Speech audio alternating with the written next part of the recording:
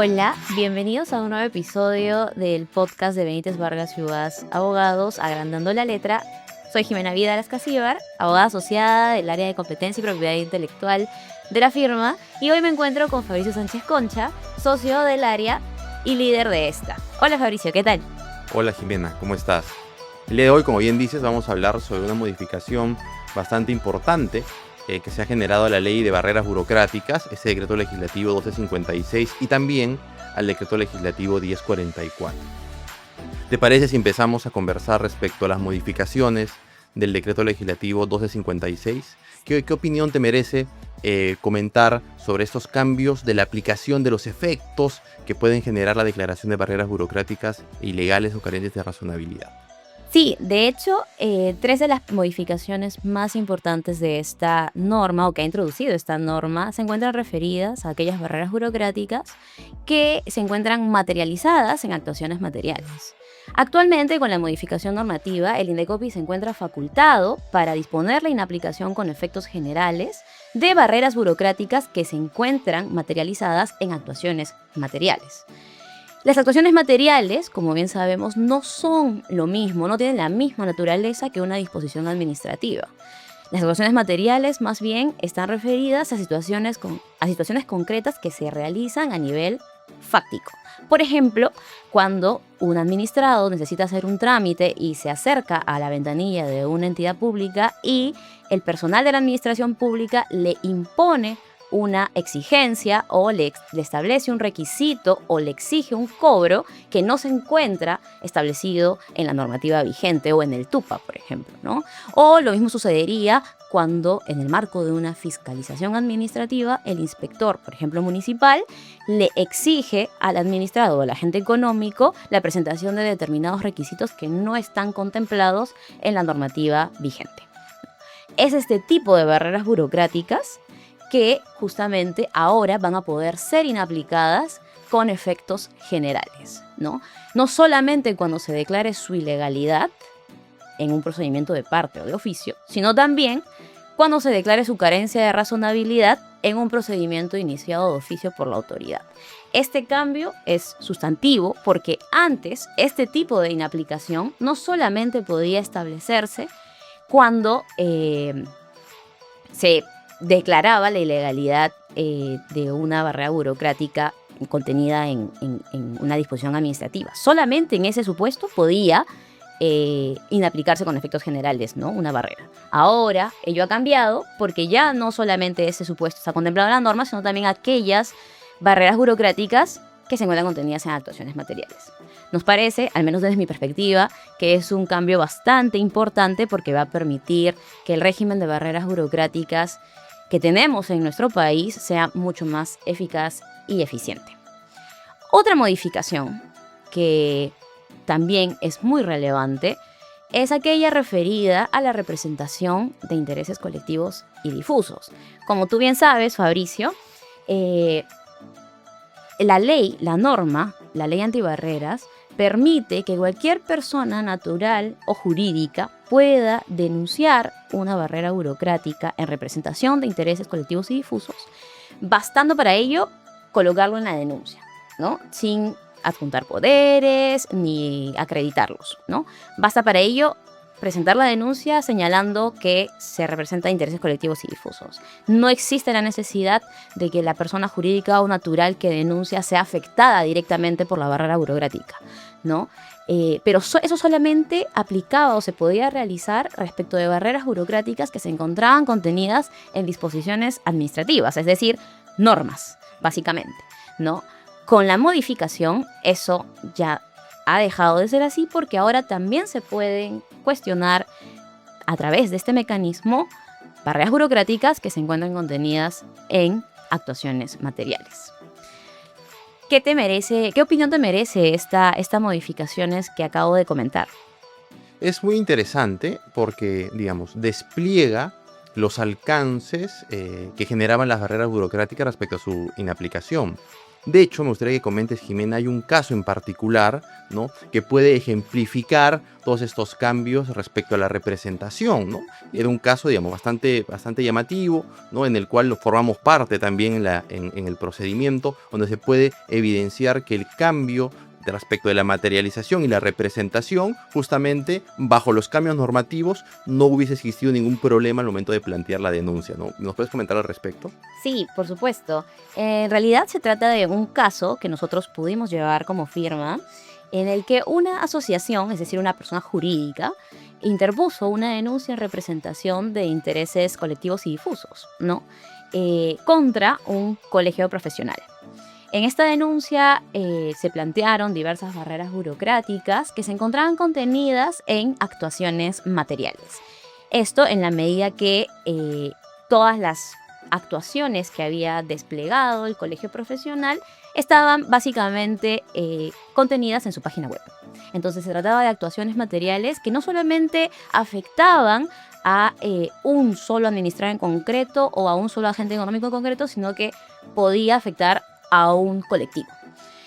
A raíz de eso, nosotros, presentamos la denuncia, pero el Indecopi resolvió declarar improcedente la denuncia porque justamente este artículo que permitía que cualquier persona jurídica o cualquier persona natural pudiera presentar una denuncia de barreras burocráticas en representación de intereses colectivos y difusos, solamente estaba limitado para barreras burocráticas que se encontraban contenidas en disposiciones administrativas. Y como las actuaciones del colegio profesional no estaban o no calificaban como disposiciones administrativas, sino como actuaciones materiales, nos declararon improcedente la denuncia, pero con la modificación que se ha establecido a través de la ley 32587, esto cambia, ¿no? Porque en realidad ahora lo que permite esta modificación del artículo 21.4 de la ley es que este tipo de denuncias que se interponen en representación de intereses colectivos y difusos también abarquen a barreras burocráticas que se encuentran contenidas en actuaciones materiales. Y que finalmente, si estas denuncias son declaradas fundadas y se declara la ilegalidad o la carencia de razonabilidad de la barrera burocrática, en este caso la ilegalidad, que fue lo que ocurrió, el motivo por el que se denunció, entonces se podría inaplicar con efectos generales estas barreras en beneficio de todos aquellos agentes económicos o administrados que resultasen afectados por la barrera. Claro, y ahí, esa improcedencia trajo como consecuencia que la denuncia que se planteó como un tercero asociación tenga que plantearse como la asociación en representación de los agentes que denunciaban, para que la denuncia sea admitida a trámite y luego se declaró barrera burocrática ilegal, sin lugar a dudas, ¿no? Así es, exactamente. Entonces, lo que ha hecho esta norma es básicamente levantar esa limitación de tener que presentar una denuncia específicamente en representación, en todo caso acreditando poderes y todo ello, y ahora simplemente bastaría con señalarlo en la denuncia para que esta denuncia pueda ser admitida a trámite como corresponde. Correcto. Y de hecho, si vemos la exposición de motivos de la primera norma y cómo ha evolucionado la norma de barreras, creemos que este es un avance bastante significativo en el trabajo de eliminación de estas trabas innecesarias y que no solo se materializan en disposiciones administrativas, sino también en actuaciones materiales. Otro cambio importante que me gustaría comentarte, Jimena, es que ahora el efecto respecto a las apelaciones ha cambiado, ¿no? En un procedimiento administrativo sancionador, cuando se emite resolución de primera instancia, lo natural es que los efectos sean suspensivos, es decir, si el administrado o la parte vencida decide apelar, el procedimiento o la resolución que se generaron respecto a los efectos que esta contenía se suspendían hasta que el superior resuelva. Ahora, con este cambio normativo, lo que ocurre es que la apelación se genera sin efecto suspensivo. Esto quiere decir que cuando se interpone el recurso de apelación, los efectos que emitió la primera instancia surten efectos, es decir, son vigentes hasta que la sala resuelva. Este cambio es muy importante, porque si evidenciamos la existencia de una barrera burocrática que ya llevó un camino respecto al análisis de la primera instancia y que probablemente esos efectos restrictivos pueden generar respecto al administrado denunciante que salga del negocio, el hecho que la primera resolución se hace en efectos suspensivos permite que ese agente económico destrabe mientras se resuelve en segunda instancia, pero pueda seguir llevando a cabo su negocio con toda naturalidad. Y es un cambio muy importante que, claro, refleja o se asemeja a los efectos que también se materializan cuando se plantean medidas cautelares, porque las apelaciones en las medidas cautelares también tienen como consecuencia que no tienen efecto suspensivo. Vemos que el sistema de barreras burocráticas, digamos, se está adecuando a la evolución en beneficio de los administrados y finalmente está teniendo un efecto bastante positivo en la sociedad, ¿no? Si vemos las estadísticas respecto a las denuncias que se han planteado ante la autoridad, vemos que el incremento es sustancial, ¿no? Y la autoridad está emitiendo resoluciones también dentro de los plazos, cumpliendo con sus normas internas, lo que ha permitido el desenvolvimiento en el mercado sea bastante interesante. Ahora bien, otro cambio no menor, que digamos, desarrollando el orden de las modificaciones respecto al decreto legislativo 256, me parece importante comentar que, la última instancia resuelve, ¿verdad? Se agota la vía administrativa y la posibilidad, bajo las reglas procesales, es que plantees una demanda contenciosa administrativa. Ahora, lo que ocurre es que cuando uno quiere plantear una demanda, lo natural es que lo plantee dentro de los plazos que establece la norma. Pero la norma de barreras burocráticas ahora ha establecido un criterio mayor. Es decir, si la parte vencida, es decir, la administración pública, es derrotada en un proceso de eliminación de barreras burocráticas y posteriormente se quiere plantear una demanda contenciosa administrativa, ya no puede plantearlo porque simplemente deba cumplir la norma. No.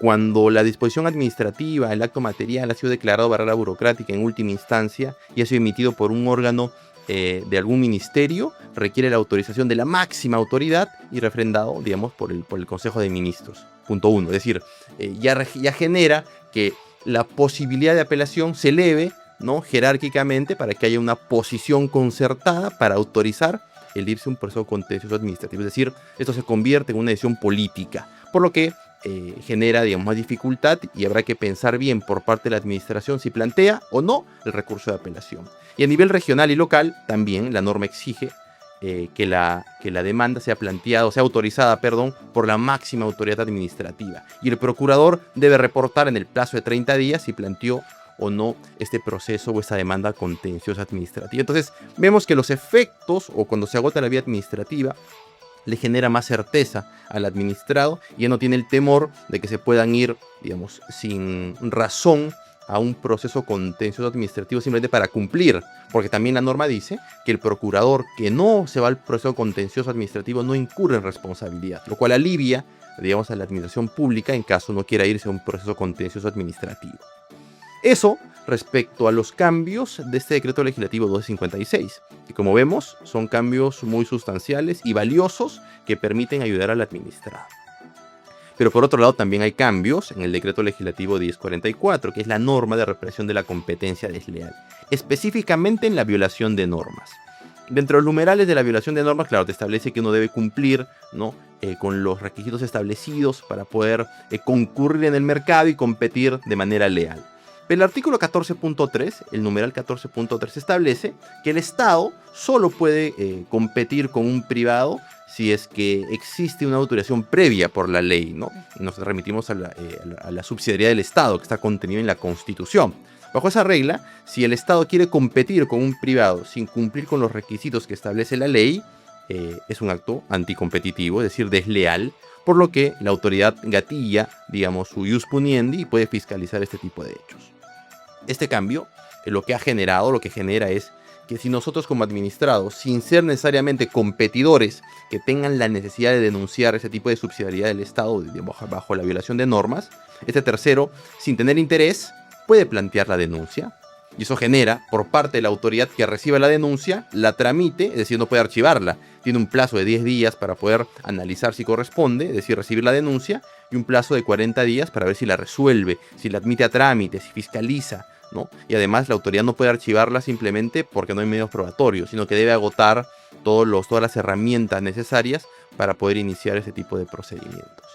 Lo cual, desde un punto de vista práctico, limita, ¿no?, al Estado desde el punto de vista que quiera actuar como un agente privado, compitiendo también con los ciudadanos, lo cual vemos que hay una asimetría o hay un desbalance en este análisis, porque claro, el Estado compite con un privado con recursos propios, mientras el Estado tiene los recursos de todos los ciudadanos. bajo esa premisa, me parece que se genera un balance interesante, porque la autoridad, si bien es cierto, puede fiscalizar de oficio, no siempre las herramientas alcanzan para poder mirar todo el mercado.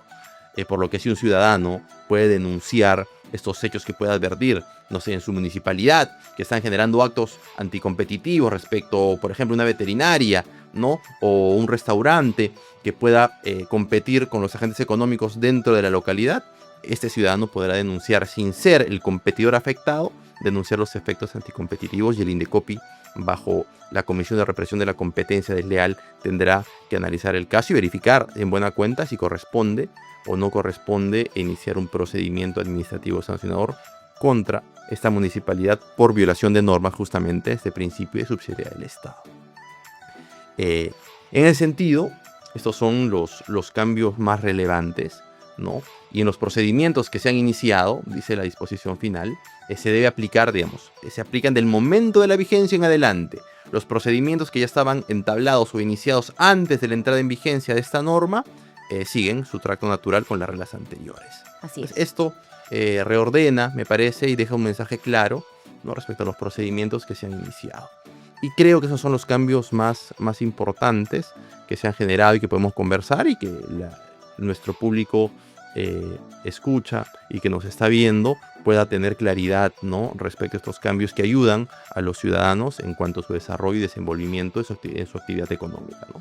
Sí, exactamente. En definitiva, los cambios normativos que se han introducido a raíz de esta ley están beneficiando no solamente al régimen, evidentemente, de barreras burocráticas, ¿no?, que durante los últimos años ha venido, digamos, cambiando bastante, han habido bastantes modificaciones normativas al respecto, sino también el régimen en materia de represión de la competencia desleal, ¿no? Entonces, realmente resulta muy importante y enriquecedor comentar este tipo de cambios, para que así la población también se encuentre mucho más informada y pueda, en todo caso, y de corresponder, accionar las vías legales que estimen pertinentes. Gracias, Jimena, por tu gentil participación. Esto permite, digamos, poder llegar a las personas que escuchan este podcast y poder explicar un poco cómo se aplican estos cambios normativos y cómo pueden ayudar a los ciudadanos en su día a día y en su gestión de actividades económicas, ¿no? No, muchas gracias a ti, más bien, Fabricio, por este espacio tan enriquecedor, no solamente para nosotros como abogados y dentro del mundo legal, sino también para todos aquellos que nos ven y necesitan, por ejemplo, de asesoría legal para en algún momento de corresponder y de ser necesario iniciar las acciones legales pertinentes en materia de barreras burocráticas y represión de la competencia desleal, ¿no? Fantástico. Entonces nos vemos en un próximo episodio y los invitamos a seguirnos en nuestras redes sociales del Estudio Benítez Vargas Ugas. Hasta la próxima.